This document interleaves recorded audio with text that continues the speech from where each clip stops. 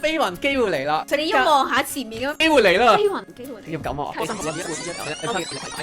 送翻俾位小朋友嘅，小朋友都可以參加可以嘅。嘅大家好，大家好我哋係珊珊同醒明，係係啦。點解我哋今日要開呢個 channel 咧？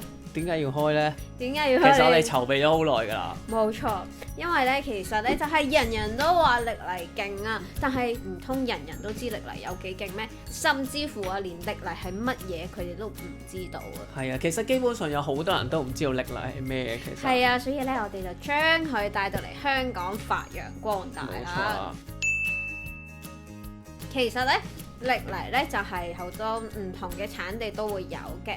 咁咧最街知巷聞嘅話咧，都應該係泰國啦同馬來西亞噶啦。咁、而我哋會介紹邊一樣咧？就係咧呢個咧絕無經過後天嘅加持，而100% 純天然嘅馬來西亞歷嚟。就喺呢度啦，就係在座眼前咁多位呢啲啦。嗱，其實有好多款嘅，不過係有好多唔容後再介同品紹種嘅。馬來西亞歷嚟啦，佢就係本身咧就係喺馬來西亞一帶嘅深山入面，咁當地人會視為當地嘅聖物啦。咁其實咧佢係咧一個帶有神秘感嘅水銀流體嚟嘅，咁所以咧佢哋咧就會叫佢做歷奶咁樣嘅。咁係水銀流，即係液體咁嚟。點解依家咁硬斑斑咧？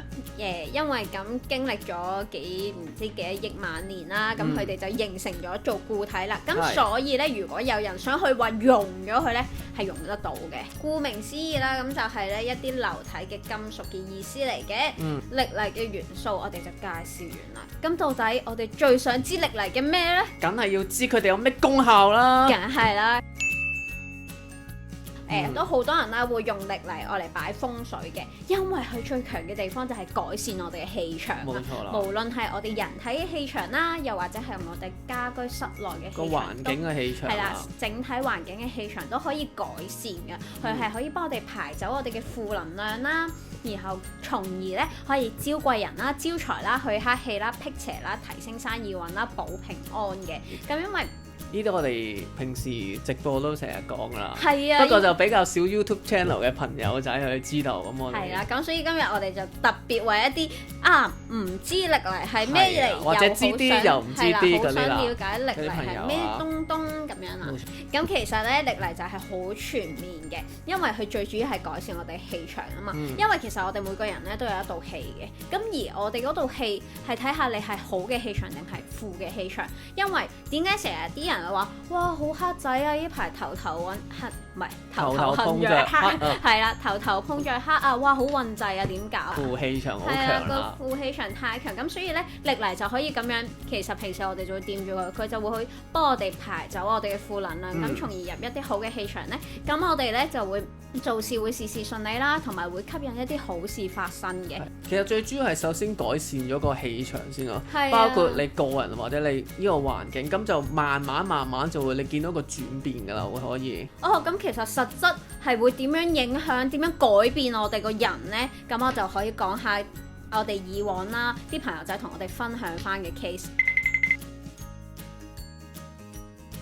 以下就會分享幾個朋友仔同我哋分享佢嘅情緒方面嘅問題。我哋成日都會我哋成日都會我哋每一集都會分享翻一啲係啊 case 俾大家聽，因為我覺得最緊要功效大家知道咗，你會更加想了解，喂隔離嗰個有啲咩正嘢發生啊？即係點樣改變到我哋啊？係啦，即係譬如我哋有個朋友仔，佢話平時對住朋友仔嘅時候，佢個心情好冇乜嘢啊，即係好開心啊，嘻嘻哈哈即係你講係開心少女咁樣，平時嘅時間係啦，平時對住啲朋友啊都係開心少女啊，冇乜問題。但係原來佢有一日就係接觸完歷嚟，佢突然間同我講。原來我最近個心情啊情緒好咗之後，我就問佢乜你有差過咩？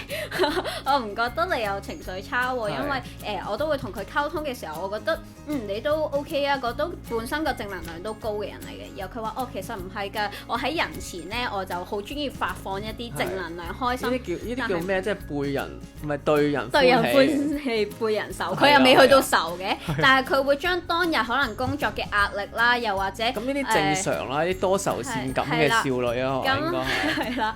咁然後咧，佢翻到屋企咧就會莫名地會賴落老公度啊，會發泄落老公度啦。點樣發泄法咧？唔知啊，即係可能老公少少事，即係可能應佢一句，佢其實冇乜嘢嘅，就覺得好悶，就話喂。你可唔可以唔好咁樣啊？即係佢會鬧老公嘅，然後可能阿女整跌咗啲嘢啊，佢又指住個老公，咁搞錯，你應該睇住佢。借啲嘢又想鬧佢啊，其實係啦，真係好想。總之就好睇唔順眼啦。係啦，即係總之一有少少情緒，佢都會發泄落老公度，因為老公就發泄喺最熟嘅人身上。係啦，因為其實身邊好多人都會咁。其實都係啦，咁其實久而久之啦，老公就成咗出氣袋啦。咁好多老公都係咁啦，基本嘢啦呢啲，基本啦。好慘啊！係啦，咁但係佢就同我講，哇！但係其實佢嗰陣時佢都係好似有咁帶咗個吊墜啦。佢嗰陣時未玩擺件嘅，淨係帶吊墜之後就話：咦，其實唔知係心理作用嘅關係啊，定係咩咧？佢話幾日啫，就已經覺得好似舒緩咗喎，即係唔會咁容易，即係嗰下可能好想鬧啊老公噶啦。之後咧就突然間就 A few moments later，莫名地平靜啦個人。突然間唔係啊，其實關你咩事啫？我做咩鬧你？我鬧自己先。即係會舒緩咗，即係某個角度就釋放咗喎。原來個心情自己會平和咗，因為唔會再因為一啲小嘅事特登去揾啲嘢嚟鬧啊。咁其實個心情放鬆咗噶都會。不過其實歷嚟都係噶，佢會慢慢令到你調整，即係唔會話即時會變嘅。係啦，即係都會慢慢會改變，但係就俾啲時間佢啦。因為我哋之後都會繼續分享，好多朋友仔都係佢好想呢樣嘢，之後到佢得到呢樣嘢之後呢，佢再想要第二樣嘢嘅時候，佢回望就唔係喎，其實我嗰樣嘢好咗喎，只係我當下我係咁想要呢個。唔覺咁樣係啊，咁係咩呢？咁呢個就下次再講。係啦，好多。係啊，一次我講太多。係啦，所以呢個係伏線啦，呢個係慢慢俾大家追看我哋啦。係啦，咁我哋差唔多咯，應該。係啊，咁我哋今日咧就講一講我哋嗰個。係啦，我哋拍咗片，梗係有正嘢一樣啦。如果你話喺生活上有啲咩疑難，好想分享嘅話咧，又或者唔知道有咩歷嚟好適合自己嘅話，可以點樣做咧？係咪到我啦？係啊，你嘅飛雲機會嚟啦！